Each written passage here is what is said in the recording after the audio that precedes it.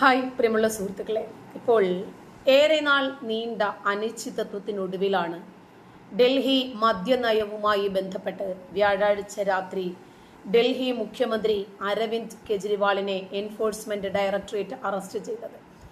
ഗോവയിലെ തെരഞ്ഞെടുപ്പ് സമയത്ത് യോഗങ്ങൾ നടന്ന ഹോട്ടലിൽ നിന്ന് ഇടപാടുകൾ നടത്തുന്നതിന് ഹവാല ഓപ്പറേറ്റർമാരെ ഉപയോഗിച്ചതിന്റെ വിശദാംശങ്ങളും വാട്സപ്പ് ചാറ്റുകളും മദ്യനയവുമായി ബന്ധപ്പെട്ട് അരവിന്ദ് കെജ്രിവാളും അദ്ദേഹത്തിന്റെ അടുത്ത കൂട്ടാളികളും കൈക്കൂലി വാങ്ങിയെന്ന് ആരോപിക്കപ്പെടുന്നവരും തമ്മിലുള്ള വാട്സപ്പ് ചാറ്റുകളും അതുപോലെ ഫേസ് ടൈം കോളുകൾ എന്നിവയെല്ലാം ഇ.ഡി. നടപടിക്ക് കളമൊരുങ്ങിയെന്ന് വിവിധ സ്രോതസ്സുകൾ ന്യൂസ് 18നോട് വെളിപ്പെടുത്തിയതായി വാർത്തകൾ വരുന്നുണ്ട്. ചോദ്യം ചെയ്യലിന് ഹാജരാകാൻ ഇ.ഡി. നൽകിയ 9 സമൻസുകളാണ് കെജ്രിവാൾ ഒഴിവാക്കി വിട്ടത്. ഇ.ഡിയുടെ സമൻസ് പാലിക്കാത്തതിനാൽ ഇന്ത്യൻ ശിക്ഷാ നിയമത്തിലെ വകുപ്പുകൾ പ്രകാരം 2 കേസുകളും ഫയൽ ചെയ്തു. ഇ.ഡി ശേഖരിച്ച നിരവധി തെളിവുകൾക്കൊപ്പം ഇതും പുതിയ നടപടിക്ക് പ്രേരിപ്പിച്ചിട്ടുണ്ട്.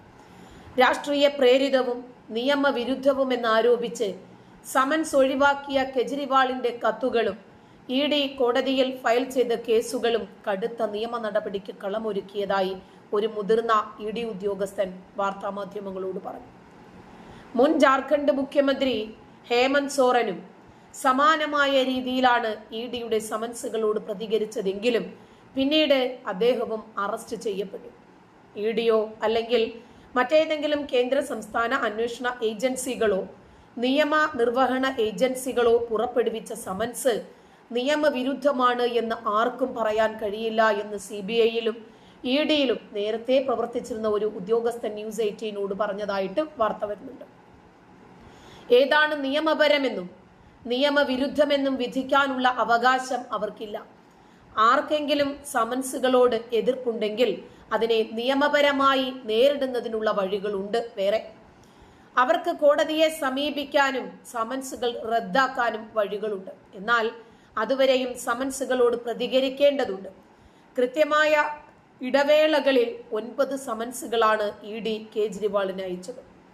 അന്വേഷണവുമായി സഹകരിക്കണമെന്ന് അവർ ആവശ്യപ്പെട്ടു. എന്നാൽ കെജ്രിവാൾ എല്ലായ്പ്പോഴും സമൻസുകൾ ഒഴിവാക്കുകയും നിയമം ലംഘിക്കുകയും ചെയ്തു. കുറ്റാരോപിതരുമായി മുഖ്യമന്ത്രിക്ക് ബന്ധമുണ്ട് എന്ന് തെളിയിക്കുന്ന വാട്സാപ്പ് സംഭാഷണങ്ങളും ഫേസ് ടൈം കോളുകളും ഇ.ഡിയുടെ പക്കൽ തെളിവായിട്ട് കിട്ടിയിട്ടുണ്ട്. മദ്യനയം നടപ്പാക്കുന്നതിൽ ഡൽഹി സർക്കാരിലെ ചില മുതിർന്ന മന്ത്രിമാർക്ക് പങ്കുണ്ട് എന്നതിന് ഇത് തെളിവായി സൂചിപ്പിക്കുന്നു എന്നാണ് ഇ.ഡി പറഞ്ഞത്.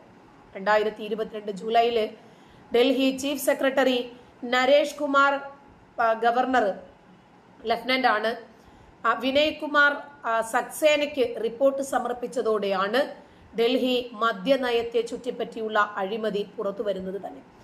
മദ്യനയം രൂപീകരിക്കുന്നതിലെ നടപടിക്രമങ്ങളിൽ ഉണ്ടായ വീഴ്ചകളെ കുറിച്ചും 5 പേജിലടങ്ങുന്ന റിപ്പോർട്ടിൽ അദ്ദേഹം സൂചിപ്പിച്ചിരുന്നു. ഏകപക്ഷീയമായ തീരുമാനങ്ങളാണ് അന്നത്തെ എക്സൈസ് മന്ത്രി മനീഷ് സിസോദിയ എടുത്തത് എന്ന് കുമാർ ആരോപിച്ചു. പുതിയ നയം സർക്കാർ ഖജനാവിന് നഷ്ടമുണ്ടാക്കിയതായും അതേസമയം ചില AAP നേതാക്കന്മാർക്കും മന്ത്രിമാർക്കും കൈക്കൂലി ലഭിച്ചു എന്നും അദ്ദേഹം വെളിപ്പെടുത്തി. തുടർന്ന് കേസ് CBI ഏറ്റെടുക്കുകയും സിസോദിയയെ ഫെബ്രുവരിയിൽ അറസ്റ്റ് ചെയ്യുകയും ചെയ്തു. മദ്യനയത്തിലെ കള്ളപ്പണം വെളുപ്പിക്കൽ സംബന്ധിച്ച ആരോപണം പരിശോധിക്കുന്നതിനായി പിന്നീട് ഇ.ഡിയാണ് അന്വേഷണം ഏറ്റെടുത്തത്. അധികാരം കയ്യിലുണ്ടെന്ന് കരുതി എല്ലാ നിയമങ്ങളെയും വിലക്കെടുക്കാനും എന്തും നമുക്ക് ചെയ്യാനും കഴിയുമെന്നുള്ള ധാർഷ്ട്യമുണ്ടല്ലോ, അതിനൊടുവിൽ പണി കിട്ടും. അത് തന്നെയാണ് ഈ കേരളക്കരയിലും നടക്കുന്നത്. നമ്മളും ആ പണി പ്രതീക്ഷിച്ച് തന്നെയാണ് കാത്തിരിക്കുന്നത്. ഇപ്പോൾ കെജ്രിവാൾ അദ്ദേഹത്തിന്റെ സ്ഥാനമാനങ്ങളും പദവിയും ഉപയോഗിച്ച് ഇ.ഡി അയച്ച സകല സമൻസുകളെയും റിജക്റ്റ് ചെയ്തപ്പോൾ, അവഗണിച്ചപ്പോൾ ഒരർത്ഥത്തിൽ നിയമത്തിനെതിരെയുള്ള വെല്ലുവിളി തന്നെയായിരുന്നു അത്. ഈ കൊടുങ്കട്ടിക്ക് വാദമൊന്നും കേട്ടിട്ടില്ല. അതുപോലെയാണ് ഇപ്പൊ ഈ കെജ്രിവാളിന്റെ അറസ്റ്റിനെ കുറിച്ച് തോന്നുന്നത്. ശരിക്കും ഒരു വലിയ ഞെട്ടലാണ്. കാരണം UPA ഗവൺമെന്റിന്റെ അഴിമതിയിൽ മനമെടുത്ത് നിൽക്കുന്ന ഒരു സമൂഹത്തിന് മുന്നിലേക്ക്, അല്ലെങ്കിൽ ഡൽഹി നിവാസികൾക്കിടയിലെങ്കിലും അവതരിച്ച അഴിമതിക്കെതിരെ അവതരിച്ച ഒരു രാഷ്ട്രീയ പ്രസ്ഥാനമായിരുന്നു. അപ്പോൾ അവരുടെ ചിഹ്നം തന്നെ ചൂടാണ്. അത് മാത്രമല്ല, ഈ കെജ്രിവാളിന്റെ പൊളിറ്റിക്കൽ കരിയർ നോക്കുകയാണെങ്കിൽ പരിവർത്തനം എന്നൊരു സംഘടനയുമായിട്ടാണ് അദ്ദേഹം എഴുതുന്നത്. അങ്ങനെയാണ് എൻ്റെ അറിവ്. അദ്ദേഹം ഡൽഹി നിവാസികൾക്കിടയിൽ വന്നത് തന്നെ. അപ്പോൾ ഈ പരിവർത്തനങ്ങളിൽ മനോജ് സിസോദിയ ഉണ്ടായിരുന്നു, പ്രശാന്ത് ഭൂഷണൊക്കെ ഉണ്ടായിരുന്നു. അവര് ഈ അരവിന്ദ് കെജ്രിവാൾ ജോലി ചെയ്യുന്ന ഇന്ത്യൻ റവന്യൂ സർവീസിനെതിരെ പോലും നിയമ നടപടികൾ കൊണ്ടെതിരിട്ടു. അഴിമതിക്കെതിരെ ഡൽഹിയിലെ നിരവധി ഗവൺമെന്റ് സ്ഥാപനങ്ങൾക്കെതിരെ അഴിമതിക്കെതിരെ നിയമ നടപടികൾ എടുത്തു. അങ്ങനെ ജനങ്ങൾക്കിടയിൽ ഒരു വലിയ മതിപ്പുണ്ടാക്കിയ നേതാവാണ് അരവിന്ദ് കെജ്രിവാൾ. ആ നേതാവാണ് ഇന്ന് മദ്യനയ കേസിൽ, അഴിമതി കേസിൽ ED അറസ്റ്റ് ചെയ്തിരിക്കുന്നത്. ഈ അണ്ണാ ഹസാരെ പണ്ട് ആം ആദ്മി പാർട്ടിയുടെ ഉദയത്തിന് കാരണമെന്ന് വേണമെങ്കിൽ പറയാം. ജന്തർ മന്ത്രികൾ സത്യാഗ്രഹം കിരൺ ബേദിയെയും അണ്ണാ ഹസാരെയെയും ഒക്കെ ചവിട്ടി മെതിച്ച് തന്നെയാണ് കെജ്രിവാൾ ഒരു നേതാവായത്.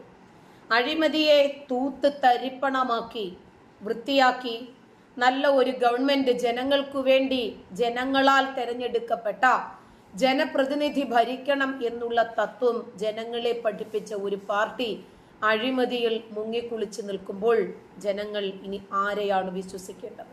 ഒരു മൂവ്മെന്റ് ഉണ്ടായിരുന്നു, അതിന്റെ വലസൈഡിൽ ഉണ്ടായിരുന്നു കെജ്രിവാളും മനോജ് സിസോദിയും ഒക്കെ.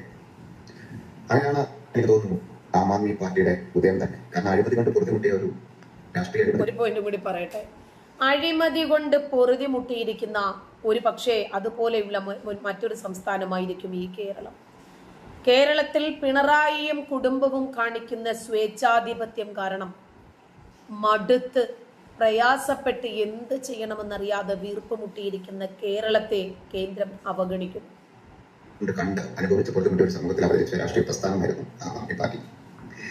എന്തിനേറെ പറയുന്നു, ഇപ്പോ പ്രതിപക്ഷം അല്ലെങ്കിൽ പ്രതിപക്ഷ പാർട്ടികൾ അല്ലെങ്കിൽ കേരളത്തിലെ പാർട്ടികളൊക്കെ അല്ലെങ്കിൽ ഇന്ത്യ മുന്നണി ഒക്കെ പറയുന്നത് ഒരു പൊളിറ്റിക്കൽ അറസ്റ്റാണ് എന്നാണ്. എനിക്ക് പേഴ്സണലി അങ്ങനെ തോന്നുന്നില്ല. കാരണം ഈ ലോക്സഭ ഇലക്ഷൻ വന്നു നിൽക്കുന്ന ഒരു സമയം അവിടെ ED ഇപ്പോൾ ഒരു സംവിധാനം ഡൽഹി ഭരിക്കുന്ന മുഖ്യമന്ത്രിയെ അല്ലെങ്കിൽ പഞ്ചാബും ഡൽഹിയും ഭരിക്കുന്ന പാർട്ടിയുടെ അധിപനെ ഒരു ചെറിയ എന്തെങ്കിലും ഒരു കാരണം പറഞ്ഞാൽ അറസ്റ്റ് ചെയ്യും, അല്ലെങ്കിൽ ഒരു ചെറിയ താൽക്കാലിക രാഷ്ട്രീയ നേട്ടത്തിന് വേണ്ടി അറസ്റ്റ് ചെയ്യിക്കും ഇന്ത്യ ഭരിക്കുന്ന രാഷ്ട്രീയ പ്രസ്ഥാനമായ BJP എന്ന് തോന്നുന്നില്ല. കാരണം നമുക്കറിയാം, ഒരു മുഖ്യമന്ത്രിയുടെ ഇമ്മ്യൂണിറ്റി എന്നൊക്കെ പറഞ്ഞു കഴിഞ്ഞാൽ അത് ഊഹിക്കാവുന്നതുള്ളൂ. അപ്പൊ അങ്ങനെ എനിക്ക് ED അറസ്റ്റ് ചെയ്തെങ്കിൽ അല്ലെങ്കിൽ ഡൽഹി മുഖ്യമന്ത്രിയായ അരവിന്ദ് കെജ്രിവാളിന്റെ വസതിയിൽ ഒരു വാറന്റ് സെർച്ച് ചെയ്യാൻ വാറന്റ് കൊടുക്കണമെന്നുണ്ടെങ്കിൽ കൊടുത്തിട്ടുണ്ടെങ്കിൽ കോടതി അതിന് മതിയായ കാരണങ്ങൾ ബോധിപ്പിക്കേണ്ടതുണ്ട് എന്നാണ് എൻ്റെ അറിവ്. അപ്പൊ അതുകൊണ്ടാണല്ലോ കോർട്ട് അറസ്റ്റ് ചെയ്യാൻ പാടില്ല എന്ന ആം ആദ്മി പാർട്ടിയുടെ ഹർജിക്ക് അത് നിരാകരിക്കുകയും ചെയ്തത്. ഇപ്പം പറഞ്ഞു വരുന്നത് എന്തെന്ന് വെച്ചാൽ, ഇത് ഇന്ത്യയിലെ നിയമവാഴ്ചയുടെ ഏറ്റവും നല്ല ഉദാഹരണമാണ്. ഏത് നേതാവായാലും ജനങ്ങളുടെ നികുതി പണം കട്ടെടുത്താൽ ജയിലിലാകും എന്ന ബോധം ഇന്ത്യയിൽ ഇന്നായിട്ടില്ലെങ്കിലും ഒരല്പം സമയം താമസിച്ചിട്ടാണെങ്കിലും ശരി പിടിക്കപ്പെടും എന്ന ഒരു ബോധം നല്ലതാണ്. എല്ലാ രാഷ്ട്രീയ പാർട്ടികളെയും നേതാക്കന്മാർക്കുണ്ടാകണം. അപ്പോൾ മാത്രമാണ് ജനാധിപത്യവും നിയമവാഴ്ചയൊക്കെ അതിൻ്റെതായ അർത്ഥത്തിൽ നടപ്പിലാക്കുന്നത്. ഇന്ന് കെജ്രിവാളിനെതിരെ കോർട്ടിൽ EDക്ക് വേണ്ടി ഹാജരായ അഡ്വക്കേറ്റ് പറഞ്ഞത് കെജ്രിവാൾ നിയമത്തിന് അതീതനല്ല എന്നാണ്. അങ്ങനെ തന്നെയാവണം ഇന്ത്യയിൽ. അത് തന്നെയാണ് നമ്മളും പറയുന്നത്. ആരും നിയമത്തിന് അതീതരല്ല, വിമർശനങ്ങൾക്കും അതീതരല്ല. കാരണം ഇത് ജനാധിപത്യം കൊടികുത്തി വാഴുന്ന ഒരു രാജ്യമാണ്. അതുകൊണ്ട് ഇവിടെ എല്ലാവരും നിയമത്തിന്റെ മുമ്പിൽ തുല്യരായിരിക്കണം. അവിടെ മാൻ പവറോ മണി പവറോ പൊളിറ്റിക്കൽ പവറോ ഏതെങ്കിലും രൂപത്തിൽ തടസ്സം നിൽക്കാൻ പാടില്ല. അത് വിഘാതമായി വരുന്നത് എന്തായിരുന്നാലും ശരി, അതിനെ വെട്ടി വീഴ്ത്തി നിയമവാഴ്ച തന്നെ ഉണ്ടാകണം.